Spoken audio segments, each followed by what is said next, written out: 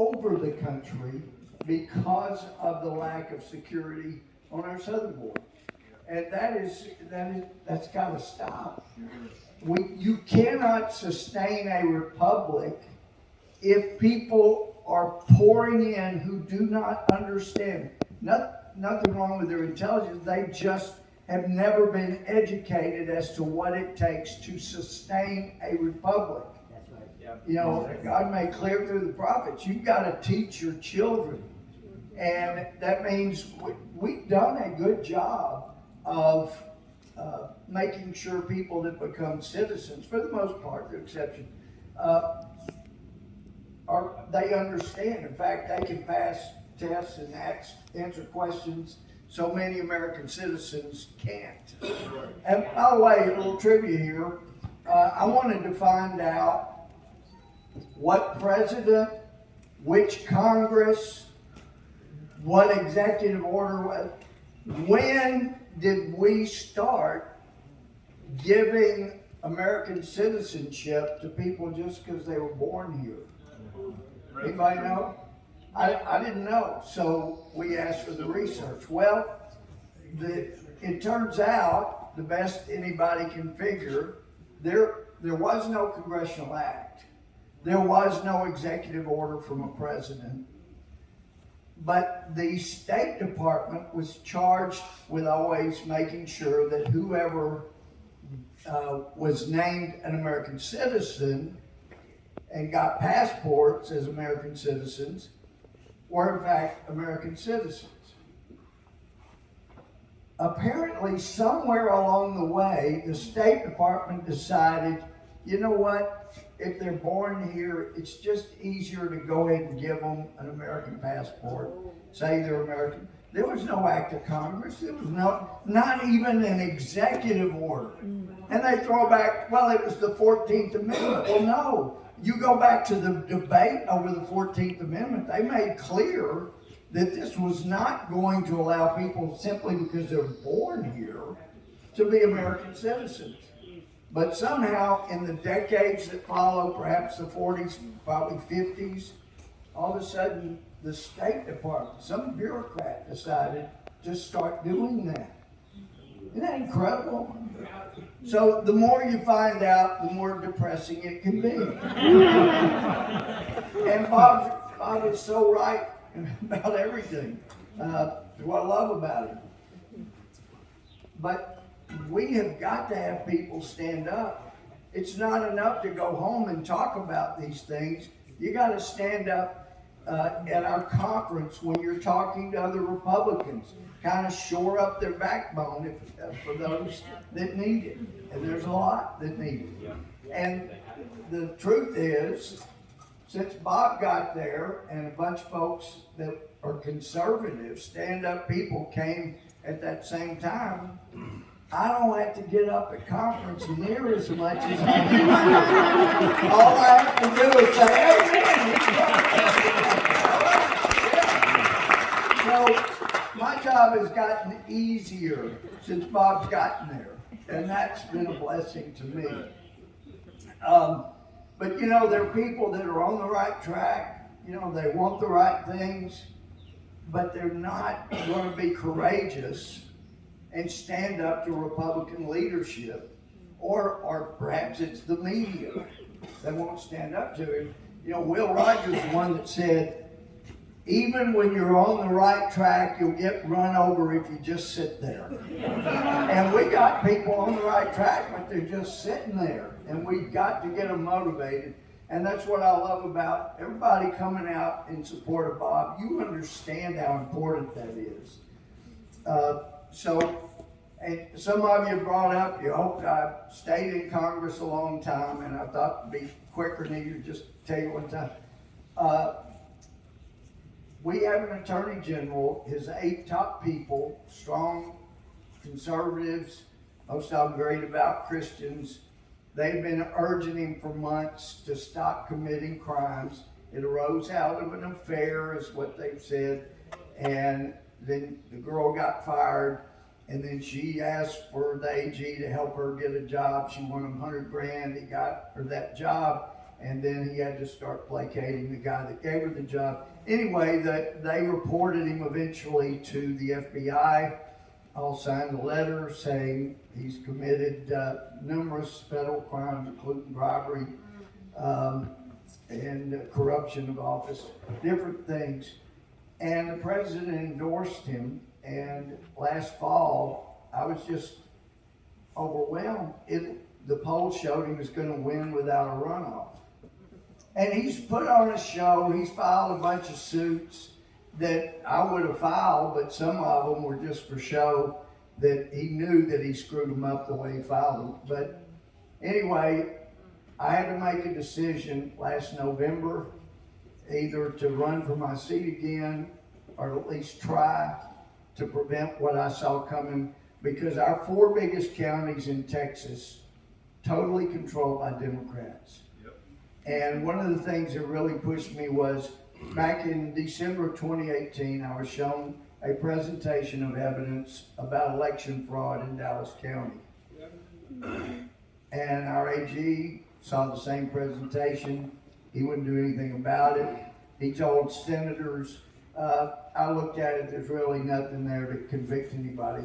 Well, as a former felony judge, I can tell you there was probable cause to get a warrant, seize the voting machine, seize the software, seize the laptops, didn't do any of it. So I decided I've got to at least try.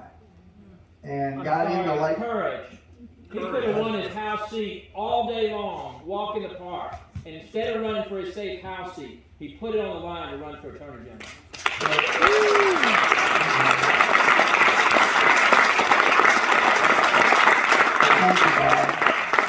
So there ended up being my goal: create a runoff, be in the runoff, win the runoff, and then win the election.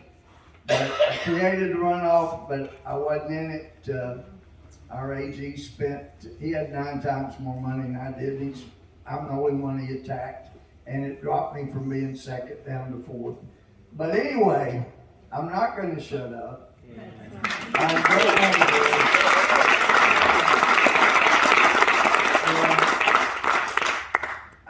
I just can't adequately thank you for making sure that Bob stays in Congress. We got to have him. He's a person of conviction.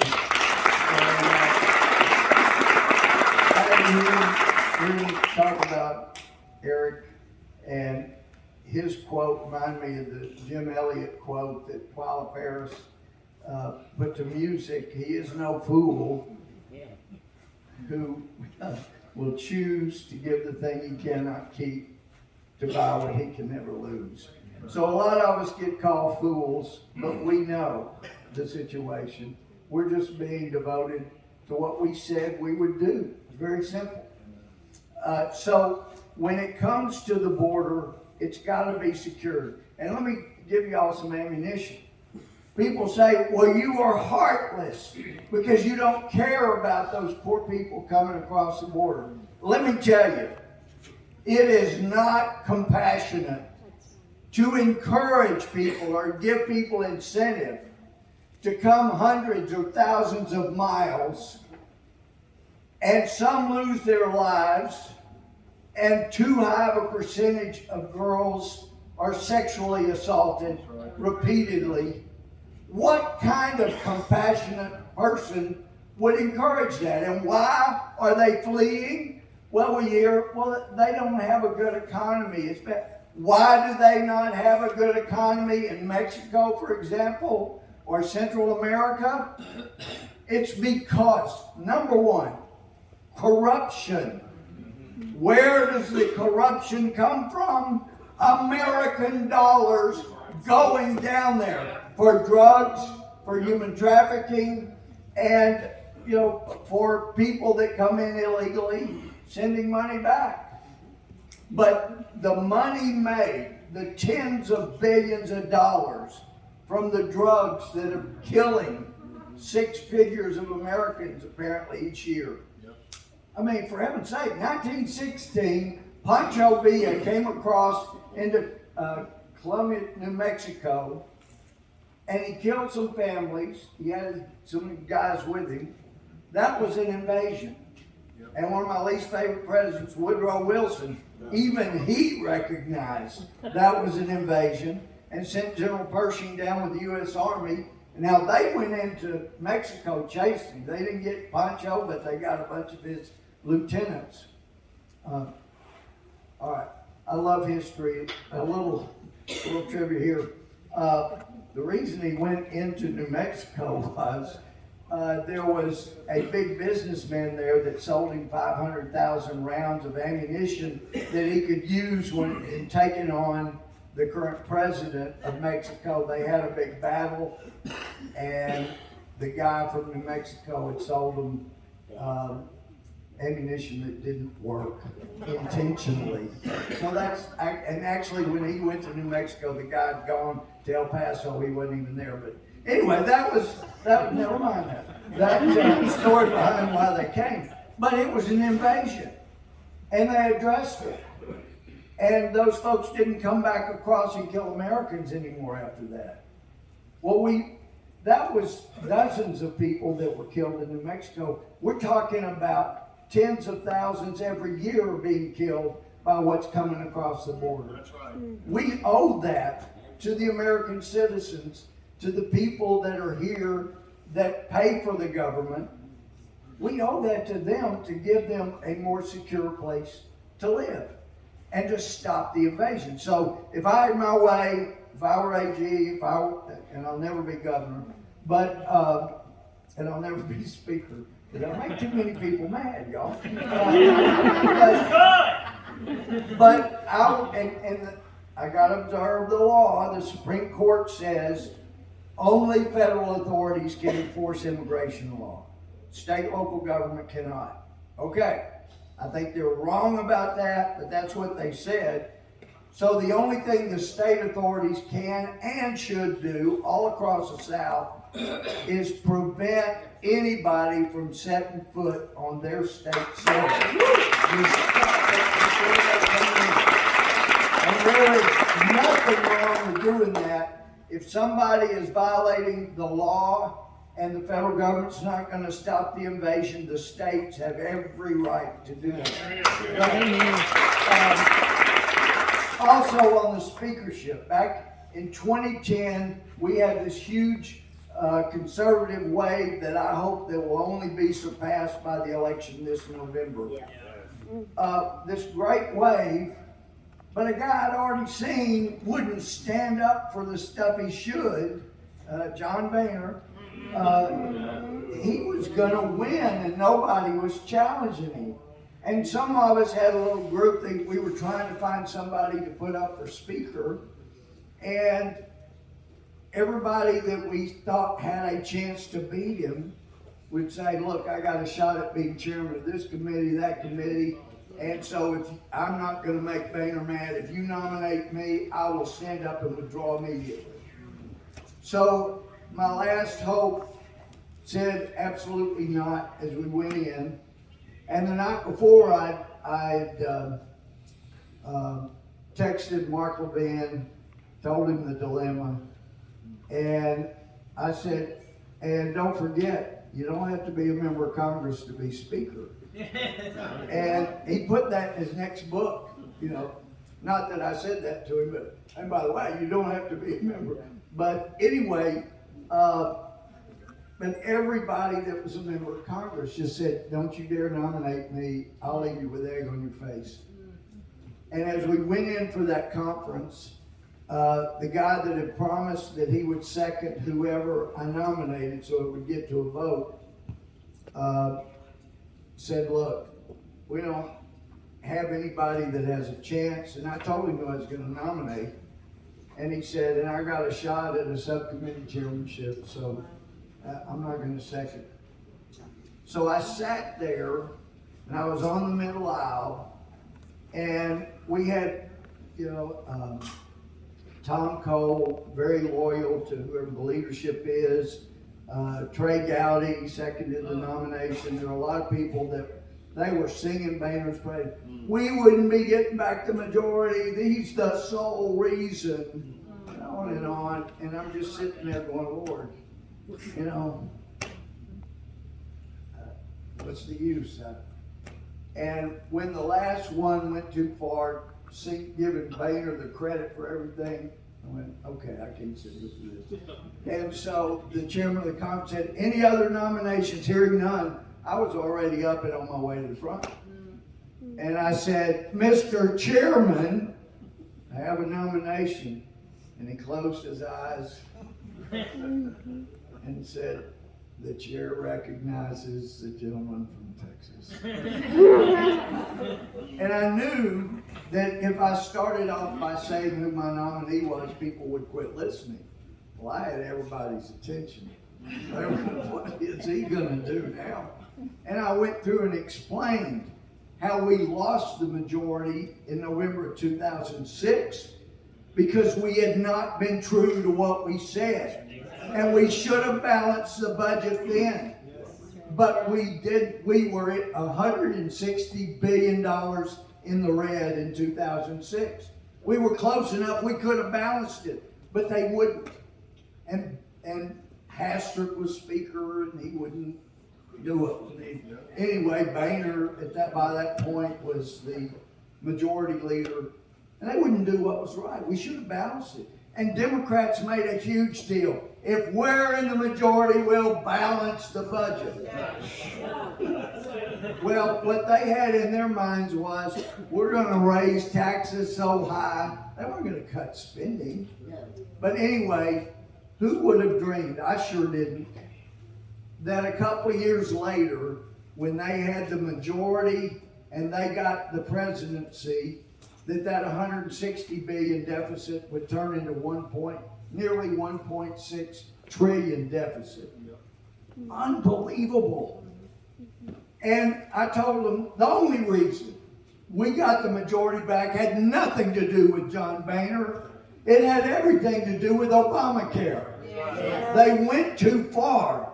Yes. And if you look at the polling, it says people are not happy with Republicans, but they're madder at Democrats than they are at us. That's the only reason. Nothing anybody here did.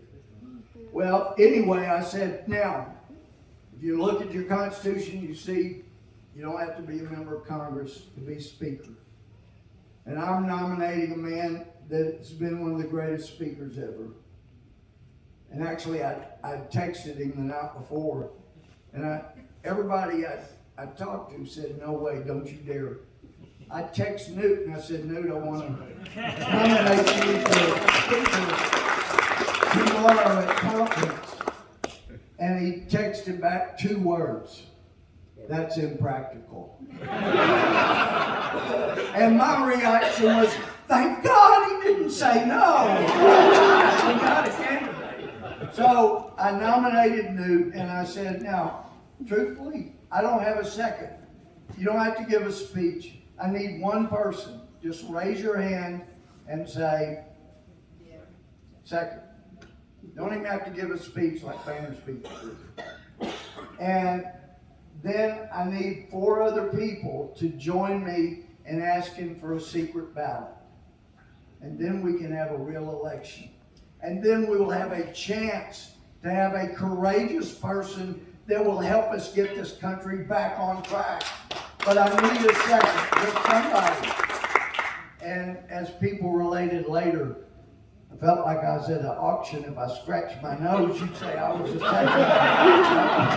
So, I mean, not only was it really quiet, nobody was moving. And finally, the chairman said, so without a second, the nomination dies. But some of y'all brought up, I did run for speaker. I knew I wouldn't be elected, but there were so many of the mainstream Republicans who were told by their constituents, do not vote for John Boehner. He is hurting the country, he's not helping. And so many of them, we got word back from their constituents. They were calling my office.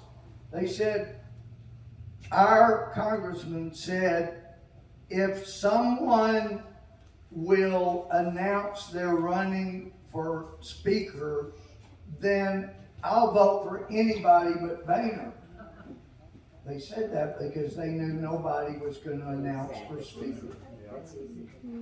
That's why I announced. And if you ever wonder why some people hate me, I took away their excuse for voting for Boehner.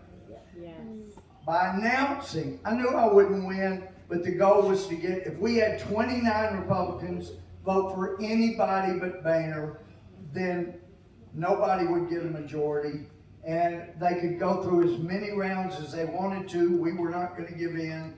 Then we would demand, let's have a conference and let's work out a compromise. And I knew it wouldn't be me. But anyway, there were about 50 people that agreed. There were numerous freshmen that took a pledge in writing saying, I will not vote for John Boehner, and it got him elected to their congressional seat. And then they got there, and one of my good friends said that day before the vote, Louie, I don't know what to do. And I said, did you take the pledge? You were not vote for Boehner? And he said, yeah, and you got the 5,000 contribution from the PAC because you made that pledge. Yeah, and he said, that's what makes it so hard. You know, Boehner talked to me last night, and I feel like I really kind of need to vote for him. I said, but you made a pledge. And he said, I know. He said, I didn't sleep a wink. I've been praying all night long. And anyway, that night, when half of those that said they would vote for somebody besides Boehner voted for Boehner, so we didn't get the 29, it hit me that night around midnight. I wonder what that prayer sounded like. Oh Lord, I don't know what to do. Give me wisdom. Give me understanding of what I should do. Should I be an honest, upright person that keeps his promise? Or should I be a lying scumbag that oh Lord, help me know what to do. So anyway, I'm sure God gets some real wing-dinger prayers. When if you just listen to your own prayer, you would understand. And I tell you, and Bob and I were talking about this before, about, most of our conference, Republican conference, are Christians. They'll tell you, absolutely. Go to church, I've been baptized, done this, that, and other.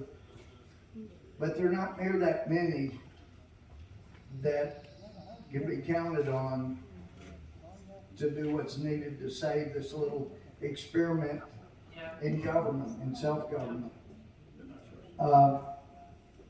And one of the things that just is worse than nails on a blackboard is when Christian members of Congress say, Louie, we don't have to worry. God's in control. Oh, it drives me crazy. And I heard a preacher from Denton, Texas. He said it on a Bible study about what used to be one of my least favorite books, Ecclesiastes. Tommy Nelson in Denton, and he's become a friend since. But Tommy said, yeah, God's in control, but just because he's in control doesn't mean he wants you to lean on your shovel and pray for a hole.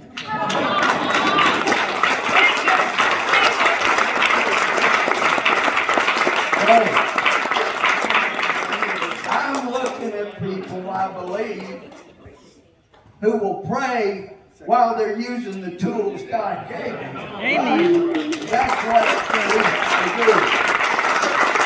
And in that scenario, God will bless your efforts. That's right. So I'm not sure what I'm going to be doing in January when the next Congress is sworn in, but I know I'm not going to be sitting in Tyler, Texas praying for a hole. I'm going to try to find whatever tools I'm supposed to be using to try to do all I can to help Bob and the stand-up people in Congress. Yep. Now, can I take a couple of questions? Okay. Anybody got a question? How are we going to dump McCarthy?